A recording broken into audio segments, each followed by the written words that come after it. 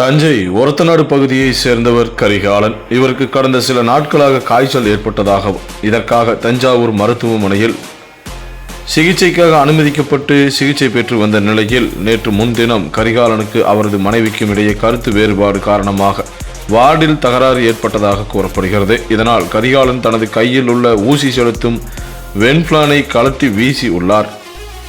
அப்போது ஊசி செலுத்த சென்ற பயிற்சி மருத்துவர் வென்பிளானை கலட்டியதை கண்டித்துள்ளார். மீண்டும் ஊசி செலுத்த சென்றபோது கரிகாலன் தனது மனைவியுடன் ஏற்பட்ட தகராறில் மீண்டும் கையில் இருந்த வென்பிளானை கலட்டி தூக்கி வீசியதாகவும் இது குறித்து பயிற்சி மருத்துவர் கரிகாலனை கண்டித்ததாகவும் இதனால் ஆத்திரமடைந்த கரிகாலன் மனைவி மீது இருந்த கோபத்தில் பயிற்சி மருத்துவரை கன்னத்தில் அறைந்ததாகவும் கூறப்படுகிறது.